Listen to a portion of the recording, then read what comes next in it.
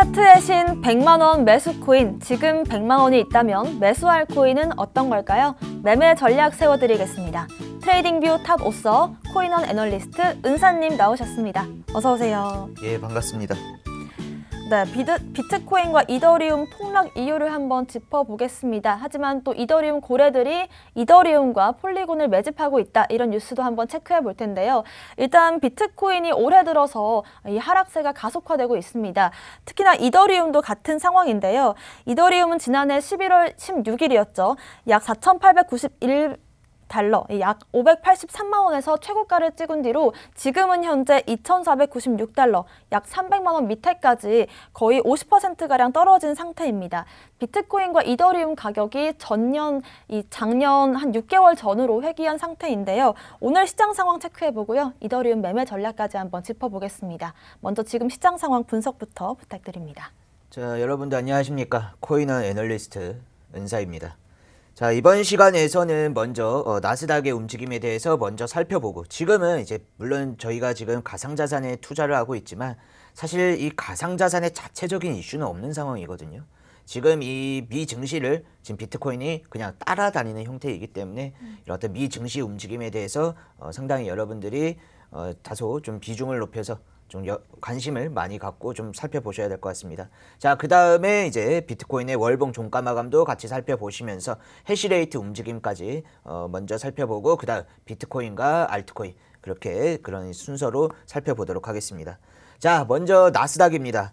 미 연준에서 이제 여러분들도 잘 아시겠지만 미 연준에서 뭐 조기 긴축을 한다 뭐 한다 하면서 지금 미 증시가 굉장히 휘청이고 있습니다. 그런 미 증시가 휘청이면서 비트코인 역시 아주 좀 안 좋은 악영향을 받고 있다. 나스닥의 움직임이 비트코인에게 악영향을 끼치고 있다. 그렇게 보시면 되겠습니다. 그리고 이제 지금 비트코인이 나스닥이 하락하면서 비트코인도 역시 이제 하락세가 나와주면서 지금 가격대가 상당히 상당히 성적이 좋지 못한데, 지금 테슬라의 비트코인 이제 매입 단가가 32,000불에서 34,000불 가까이가 됩니다. 그리고 마이크로 스트래티지에서 비트코인을 매입한 평균 단가가 한 3만 불 부근이 되는데, 사실 이 마이크로 스트래티지가 정말 어느 정도 이 3만 불에서부터 매집을 들어갔을 때, 그리고 이제 가격이 6만 9천 불 가까이 상승했을 때, 정말 이 기관 투자자들의 선택이 막 해당 당시 시점에서는 이해가 안 갔지만 시간이 지나가면서 결국 좋은 수익이 나더라, 이런 것을 보여주었는데, 지금은 다시 그러한 어떤 비트코인 매입 단가까지, 기관 투자자들의 어떤 이제 비트코인 매입 단가까지 떨어진 상황입니다. 그래서 그러한 상황에서 올해 뭐 이제 우리 대한민국 우리나라 시간으로 27일 새벽에 FOMC 정례회의가 열립니다. 뭐 지금은 뭐 여러분들도 아시겠지만 사실 비트코인의 어떤 자체적인 악재나 이슈는 없는 상황입니다. 뭐 그냥 떨어질 이유도 없고 별다른 악재도 없는데, 뭐 그냥 뭐 금리 인상을 뭐 빠르게 앞당긴다, 조기 긴축으로 인해 금리 인상을 올해 3번, 4번이 아니라 5번, 6번, 7번, 8번까지도 고려하고 있다, 이런 얘기가 계속 오고 가면서 지금 미 증시가 계속 대폭락을 하고 있거든요. 그러한 상황에서 비트코인은 사실 악재라기보다는 어떤 펀더멘탈적인 측면에서는 오히려 호재, 가격적인 측면에서 가격 시세를 더욱 끌어올릴 수 있는 그런 호재가 분명히 이 어떤 상황이 만들어지고 있는데, 좀 아쉽게도 이제 나스닥이 크게 폭락을 하면서 비트코인도 역시 별다른 악재가 없는데 그냥 나스닥을 따라다니면서 하락세가 나와주고 있습니다. 그래서 따라서 지금은 사실 비트코인의 자체적인 분석과 자체적인 이슈에 대해서 여러분들이 집중하시기보다는 우리가 지금 비트코인에 투자하고 있지만 지금은 우리가 더 중요시 보셔야 될 것은 27일 이제 새벽에 열리는 FOMC 회의 결과라든지 그거에 따른 이제 미 증시, 나스닥의 움직임이 여러분들이 조금 더 이제 관심을 갖고 살펴보시는 게 중요한 현재 그런 시점인 것 같습니다. 네, 그렇습니다. 지금 현재 나스닥이 굉장히 많이 빠지고 있는 상황인데 지금처럼 고점 대비해서 50%가량 빠진 건 2008년 7월 이후로 처음이라고 합니다. 그만큼 지금 글로벌 증시 상황이 좋지 않은 상황에서 비트코인이 홀로 독주하기는 조금 어려워 보이고요. 더군다나 지금 27일에 FOMC 회의에서 어떤 얘기들이 나올 것인지에 대해서 그 이후로 해서 가격 변동이 좀 있을 수도 있기 때문에 지금은 좀 더 전반적인 상황을 지켜봐야 될 때인 것 같습니다. 또 1월에 얼마 남겨두지 않고 월별로 종가 마감 상황도 한번 체크해보면 좋을 것 같아요. 자, 그래서 이제 사실 11월도 성적이 비트코인 성적이 좋지 못하였고 12월도 성적이 좋지 못했습니다. 그래서 1월에는 조금 좋은 성적을 내주지 않을까 했는데 1월은 더더욱 안 좋았습니다. 그렇다면 이제 다가올 2월. 2월에는 그러면 어떠한 흐름이 좀 흐름이 진행이 될까? 좀 이제 상황이 좀 나아질 수가 있을까? 그런 관점에서 월봉 종가 마감을 살펴보신다고 하면은 일단 앞에서도 말씀드렸다시피 이제 작년이죠. 작년 11월에 한 평균적으로 종가 마감이 마이너스 7.10%가 하락하면서 종가 마감이 되었습니다. 그리고 12월에는 역시 음봉 마감이 되면서 마이너스 18.85%가 하락하였고, 그리고 1월은 아직 월봉이 사실 종가 마감이 아직 된 게 아니죠. 네. 아직 1월이 끝난 게 아니니까. 그래서 아직 종가 마감은 안 됐지만 평균적으로 마이너스 현재 한 22% 정도의 시가 대비 하락세를 보여주고 있습니다. 그러니까 11월, 12월, 1월 지금 연속 3개월 연속 3연속 지금 음봉이 발생되고 있는 건데, 사실 이런 그냥 기술적 분석을 떠나서 약간 인류애적인 관점으로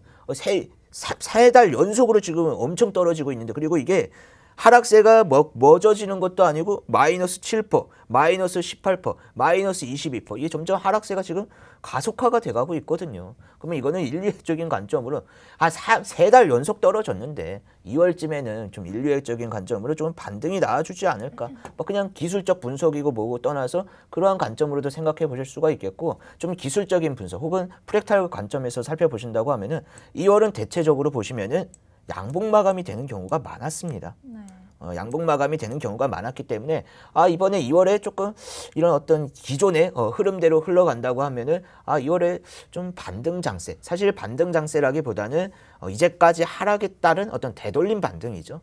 그런 어떤 흔히 말해서 데드캣 바운스라고 하는데, 그런 어떤 기술적인 반등이 충분히 가능한 장세가 되겠다라고 보시면 되겠습니다. 그리고 보편적으로 이 3연속 음봉이라고 하죠. 3연속 음봉이 나오면은, 보시면은 3연속 음봉이 나오면은 그 다음 달에는 보통 양봉 마감이 됩니다. 네. 또 보시면은 3연속 음봉이 발생이 되었을 때 다음 달은 양봉 마감이 되고요. 네. 한번 이건 2018년도에는 말도 안 되는 이제 6연속 음봉이 나온 적이 있는데, 근데 이때는 사실 마이너스 9%, 마이너스 5%, 마이너스 4%, 요거는 좀 강하게 마이너스 37%도 있긴 하지만, 그러니까 대체적으로 6연속 음봉이 수치가 낮은 그냥 네. 횡보 장세에서 음봉 마감이 된 어떤 도지 형태, 캔들스틱으로 봤을 때 약간 십자가 형태의 도지 형태의 어떤 음봉 마감이 된 것이기 때문에, 이때는 사실 음봉으로서의 어떤 의미가 다소 좀 떨어지는 구간이었기 때문에 6연속 음봉이 가능했겠고, 지금은 이제 단순한 수치가 아니라 점점 하락세가 거세지고 있는 마이너스 7%, 마이너스 18%, 마이너스 22% 이런 식으로 하락세가 좀 가속화돼 가고 있기 때문에 2월 달에는 이런 하다못해 이런 어떤 데드캣 바운스나 기술적 어떤 반등에 의한 반등 장세가 2월부터는 충분히 나올 가능성이 높다고 판단하고 있습니다. 네, 수년간의 월별 종가 마감 상황을 한번 봤을 때 3연속, 3달 연속으로 해서 음봉이 나온 뒤에는 대부분은 양봉을 보였습니다. 하지만 또 2018년 하락장을 본다면 또 이번 달에 어떻게 종가 마감이 될 건지를 한번 지켜보는 게 중요할 것 같은데요. 우리 또 해시레이트 차트도 한번 살펴봐야겠죠. 자, 지금 비트코인이 상태가 상당히 좋지 못합니다. 사실 굉장히 아쉬운 거는, 제가 계속 비트코인이 이제 어느 정도 나스닥을 해 주어야 된다. 이제 비트코인이 언제까지 나스닥을 따라다닐 거냐. 이제 비트코인이 그냥 나스닥을 따라다닐 게 아니라 본인만의 어떤 아이덴티티라고 해야 될까? 이제 본인만의 어떤 이 생태계를, 본인만의 어떤 그런 것을 이제 구축해서 본인만의 길을 가야 되는데, 너무 나스닥을 따라다니는 것이 그렇게 좋은 모습은 아니다라고 말씀드렸는데, 이게 정말 아쉬운 게 이 해시레이트, 즉 정말 이 해시레이트가 왜 제가 유일한 펀더멘탈적인 측면의 요소라고 부르냐고 하냐면은 비트코인의 어쨌든 수요와 공급의 측면에서 뭐 수요는 저희가 뭐 매수를 하든지 뭐 비트코인을 뭐 매집을 하든지 하면서 수요 부분은 저희 투자자들이 이제 책임을 지는 부분이고, 이 비트코인의 공급 부분을 누가 담당하느냐? 결국 채굴자들이 이 비트코인의 공급 부분을 담당하고 있습니다. 그럼 비트코인의 어떤 공급 부분과 가장 밀접하게 연관되어 있는 것이 역시 채굴 난이도와 해시레이트고, 그러니까 당연히 이 해시레이트는 비트코인의 어떤 공급적인 측면과 연결이 되어 있기 때문에 비트코인에게 있어서 유일한 펀더멘탈적인 측면의 요소가 해시레이트라고 볼 수 있다. 이렇게 보시면 되겠습니다. 근데 지금 이 해시레이트가 움직임이 지금은 상당히 좋은데, 그리고 뭐 예를 들어서 이제까지 뭐 해시레이트가 뭐 비트코인과 상관관계가 뭐 전혀 없었다, 뭐 그냥 별로 크게 뭐 가냘지 않았다 하면은 뭐 제가 이렇게 아쉬운 어떤 이제 그런 기분이 안 들 텐데, 이제까지 굉장히 물론 이 단기적인 움직임은 아니지만 중장기적인 흐름을 봤을 때 이 해시레이트는 상관관계가 있을 수밖에 없죠. 이 비트코인의 공급적인 측면과 연결되는 것이 채굴 난이도와 해시레이트다 보니까 이게 상관관계가 없을 수가 없는데, 이게 비트코인이 정말 역대 이 5월 13일, 저 이제 날짜도 기억합니다. 네. 정말 이게 역사적인 이 날짜가 언제냐면은 5월 13일 날 비트코인 역사상 최고의 어떤 신고점, 해시레이트 측면에서 신고점을 이제 경신을 해주면서 정말 이 비트코인의 새 역사를 써 주었거든요. 근데 지금 물론 단기적으로는 비트코인의 상태가 안녕하지 못하지만, 지금 해시레이트를 보시면은 저번에 신고점이 178점 엑사 해시레이트였는데 지금은 190.71 엑사 해시로 지금 그냥 해시레이트가 종가 마감이 돼 버렸습니다. 네. 그냥 이 역대 이 5월 13일에 역사적인 그 신고점을 이미 넘어버린 상태에서, 근데 이 비트코인이 나스닥을 따라다니다 보니까 가격적인 측면에서는 가격적인 측면에서는 조금 아쉬운 성적을 보이고 있습니다. 그러나 저는 뭐 이런 어떤 해시레이트의 움직임이나 뭐 어떤 가상자산 자체의 어떤 악재는 없기 때문에 이 어떤 미 증시의 어떤 혼조세가 멎어가고 하락세가 좀 차츰 좀 줄어든다고 한다면은 네. 좀 이 하락세가 좀 진정이 된다고 한다면은 이 비트코인이 뭐 딱 별다른 악재로 인해서 떨어진 것이 아니기 때문에 저는 충분히 뭐 조금 이제 시간은 걸릴 것 같습니다. 뭐 당장 뭐 하루 이틀 뭐 1, 2주일 만에 회복한다는 것은 아니고, 뭐 최소 한 2월 달부터는 조금 어떤 회복 장세에 들어서면서 결국 저는 뭐 지금 저희가 저점을 못 잡아서 아쉬운 거지, 결국은 올해 안에 7만 불 이상 정고점을 넘어서 이 해시레이트도 결국 정고점을 넘어서 신고점을 다시 경신했다시피 이제 비트코인도 역시 뭐 좀 시간을 걸릴지라도 7만 불 이상 정고점 이상의 상승세가 나올 것이라 보고 있습니다. 네, 좋습니다. 일단은 해시레이트로 우리가 비트코인 중장기 흐름 한번 체크해 봤고요. 많은 분들께서 가장 궁금해하실 비트코인 차트 분석도 한번 해보겠습니다. 자, 뭐 일단은 이제 제가 RSI를 살펴볼 텐데, 이제 뭐 RSI를 살펴보기 앞서 일단 제가 저번 시간에도 안내드렸다시피 이 시장에 공포 탐욕 지수가 있습니다. 지금 공포 탐욕 지수가 한 10에서 12포인트를 왔다 갔다 하고 있는데, 한 이 정도 포인트가 나왔을 때가 보통 거의 이제 비트코인의 저점. 이것은 뭐 그냥 뭐 몇 번 그런 게 아니라 항상 비트코인의 최근 한 4, 5년간 한 이제 공포 탐욕 지수가 한 10포인트가 찍혔을 때가, 물론 이게 단기적인 측면이 아니라 딱 찍혔을 때 바로 뭐 하루 이틀 뒤에 뭐 바로 떡상하고 그런다는 게 아니라 어떤 전체적인 큰 그림에서 봤을 때 한 그런 부분이 저점이었더라. 그렇게 보시면 되겠고, 또 RSI 측면에서도 보시면은 자, 우리가 이거를 잊을 수가 없는 사건이 있습니다. 바로 코로나 빔이라고 하죠.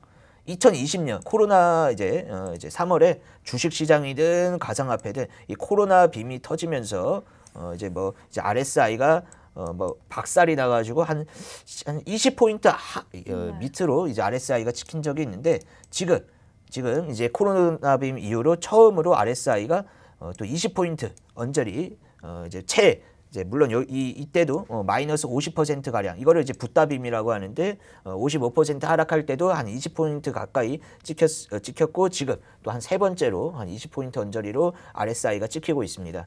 그래서 뭐 이것을 뭐 또 좀, 그래서 이 지난 상황과 비교를 해본다고 했을 때 이 붓다빔이 나왔을 때, 그래서 결국 평균적으로 몇 퍼센트, 고점 대비 얼마나 떨어졌는가 보시면은 마이너스 55% 정도 하락을 했거든요. 네. 그래서 이것을 그러면은 지금도 지난번 붓답인가 이 부처빔이라고 하죠. 이 붓답인가 비슷하게 하락세가 나와준다고 하면은 마이너스 50%가 하락하면 이게 어디냐면은 이제 테슬라의 평단가가 이제 마이너스 50%가 하락했을 때 여기가 34K가 테슬라의 평단가가 되고 여기서 지난번 붓답임과 같이 마이너스 55%가 하락하면은 여기서는 이제 마이크로 스트래티지의 평단가인 30K가 됩니다. 따라서 뭐 이 테슬라와 마이크로 스트래티지의 평단가가 이 투자자들의 어떤 심리적인 가격 방어선을 해주고 있기 때문에 저는 뭐 한 30K 이하는 떨어지기는 어렵다 보고 있고 한 30K에서 34K만 지켜준다고 하면은 뭐 2월 달부터는 이제 4만 불 이상 가까이 회복 장세를 보여주면서 천천히 이제 연말까지 7만 불 이상의 상승세가 분명히 저는 나올 것이라고 보고 있습니다. 네, 이번 주 또 알트코인들 시장 상황과 함께 차트 분석해볼 코인은 이더리움인데요. 이 상위 1000개 이더리움 고래 지갑에서 24시간 동안 이더리움 다음으로 폴리곤과 여러 가지 코인들을 매집하고 있다는 정황이 포착이 됐습니다. 이 웨일스탯에 따르면 상위 1000개 이더리움 고래 지갑들이 가장 많이 매집하고 있는 코인은 단연 이더리움인데요. 54,600달러 가량을 매집했다고 합니다. 지금 또 어떻게 매매 전략을 잡아보면 좋을까요? 예, 바로 이제 이더리움 차트를 살펴보신다고 하면은 역시 이더리움을 저희가 왜 자꾸 찾아보느냐. 사실 지금 알트코인의 대장주가 이더리움이다 보니까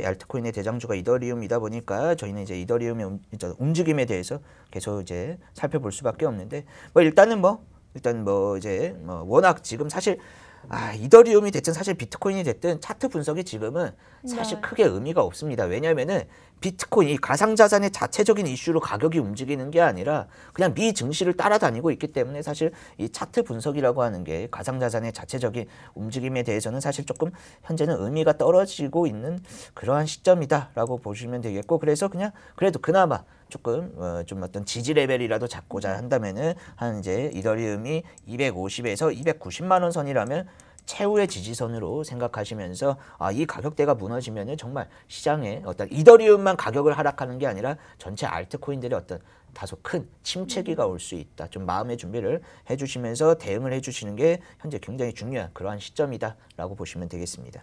네, 이렇게 이더리움 차트 분석 통해서 우리가 지금 시장에 어떻게 대응해야 되는지까지 잡아주신 것 같습니다. 오늘 저희가 준비한 소식은 여기까지고요. 또 본 방송에서 제공하는 정보는 투자 판단의 참고 자료일 뿐이며 특정 자산 가치의 상승과 하락을 보장하지 않는다는 점 유의하시길 바라겠습니다. 저희는 다음 이 시간에 오겠습니다. 시청자 여러분, 성투하세요.